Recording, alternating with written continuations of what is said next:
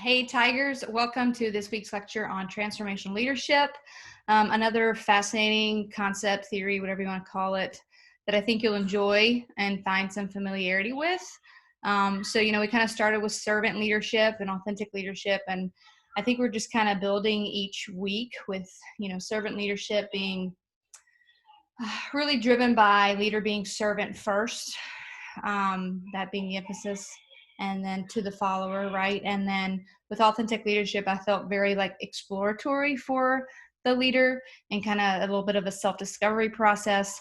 And what we're going to hear a lot about transformational leadership is the emphasis on the relationship between the leader and the follower, and both of them kind of going through this transformational process together. So let's get started a little bit of background for you. And so you should find this in the text. But House in 76 started writing about this theory of charismatic leadership, which I think the topic of charisma is very interesting, and you'll find in your discussion board. Not in your discussion board, but in kind of a reflection question at the end. But, what is the role of charisma in leadership? And House would say, that the characteristics of charismatic leadership is someone who's dominant, has a really kind of maybe strong, sometimes overwhelming, overpowering desire to influence other people, has a very strong sense of self, and knows what he or she stands for.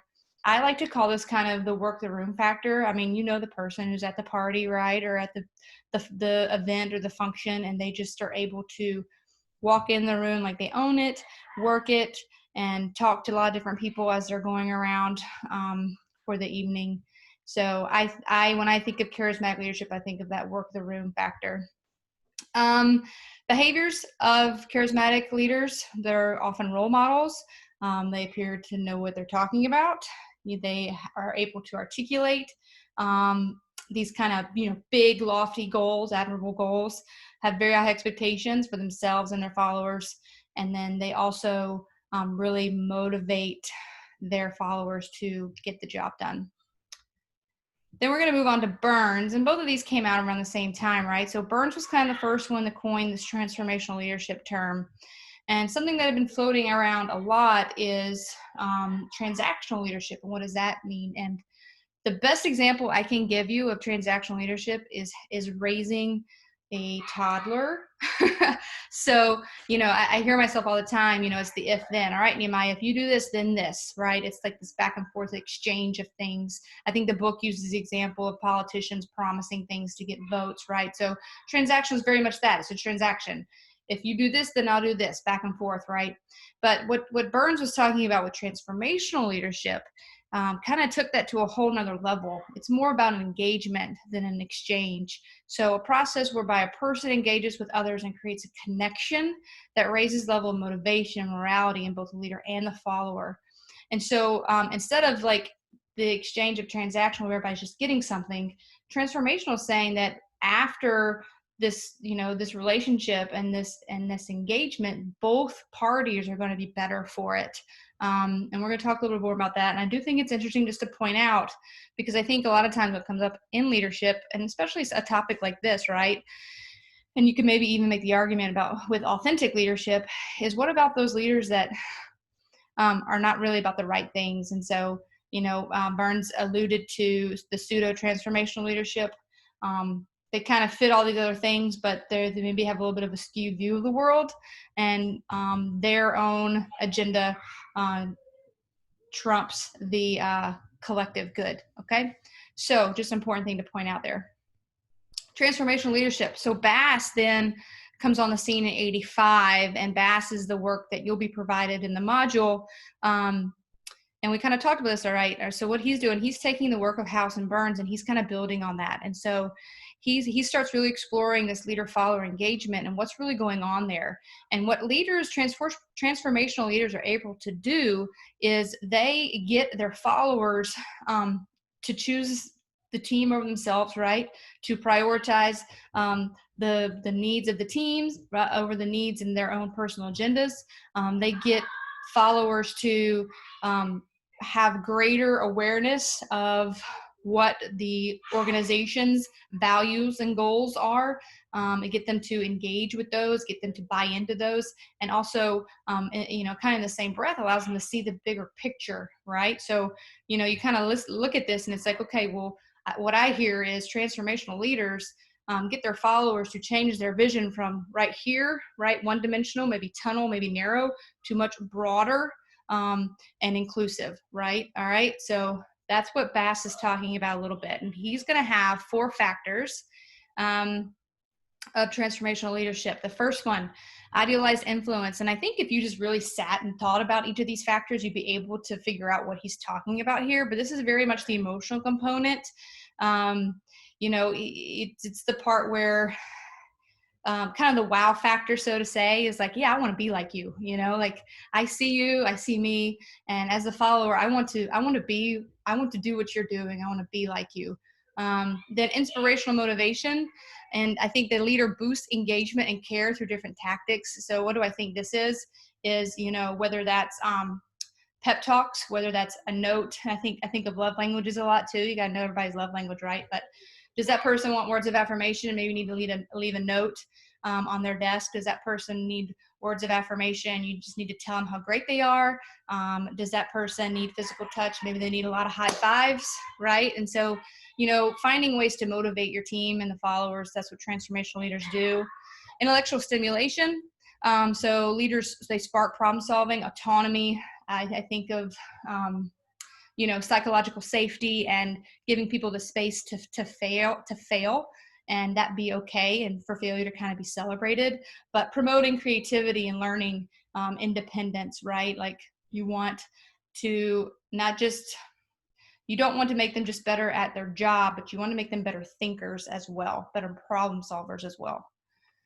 And then individualized consideration. And I think this ties into the inspirational motivation, but like everybody's different. And so acknowledging everyone for their individual uniqueness and what they bring and their strengths and their not strengths, and treat them accordingly, right?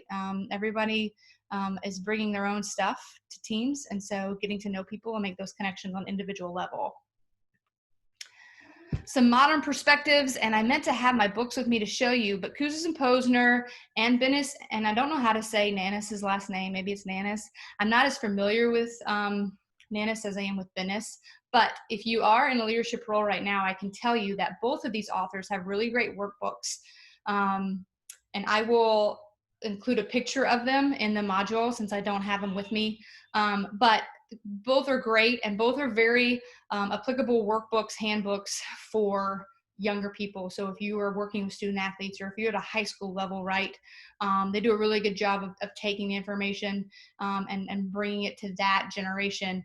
I circled 2 things because I kind of feel like these are the big ones that I constantly kind of hear myself talking about. Is with Kouzes and Posner, just modeling the way. Coaches come up to me all the time and they're just like, well, what would you do about this? Like vulnerability, for example, right? How can I get my team to be more vulnerable? Well, it starts with you being vulnerable, you modeling the way, right? And then with Bennis's work, act as social architects for organization by changing the culture. This is a big one too. And I think that a lot of times coaches come in or administrators come into an organization and they just want to like hammer home the culture. But if you don't make it fun, right? If you don't socialize it, if you don't engage, right? And if it just is like didactic lecture style, it's probably not going to go very far. And so making it engaging, making it not just things you talk about where you're on the competition field, right? Or you're in the office, but it's also things you talk about when you are having happy hour with your staff, or the team is over hanging out, right? It just becomes part of your language. So those are the 2 big things I wanted to point out there from those 2 modern perspectives, and I will get you those books. So in closing, all right, what are we talking about here? Well, in summary, transformational leaders create buy-in by inspiring followers to their vision and personal engagement. That's how I would define it, all right? Both the leader and the follower experience change this type of leadership. I think that's important. And some strengths and some criticisms, you can read about those in the text. I think, one of the criticisms is that This puts a little bit too much emphasis on a person's personality. So, is it teachable? Can you be trained in transformational leadership? I'm not really sure. I think one of the strengths is that leader follower dynamic, and that it's not just a one-way mutual or one-way benefit. It's a mutual benefit, and it's kind of for the collective good rather than just the purpose of the leader. So, in reflection, some two things I want you to think about, and we talked about one already, but who is someone that has left you better than they found you? All right. That's probably someone that you might consider to be a transformational leader. So what did they do? Right? Maybe explore kind of some of their behaviors and their tactics. What about them drew you to them? Right? Because that was probably how it was initiated. And then what is the role of charisma and leadership? What do you think about this? And I think that's also maybe a potential criticism of this is like, if you're not a charismatic person, then does that just eliminate you from being a transformative leader? I think that's an arguable point. And so the other thing in action, if you want to do, just trying to give you some takeaways, tangible takeaways, is create your own vision board.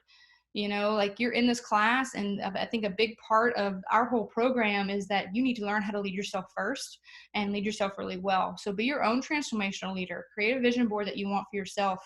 From right now, a lot of you are in your first semester to the time that you want to complete your degree. And so make that board and hold yourself accountable. Put it somewhere where you see it.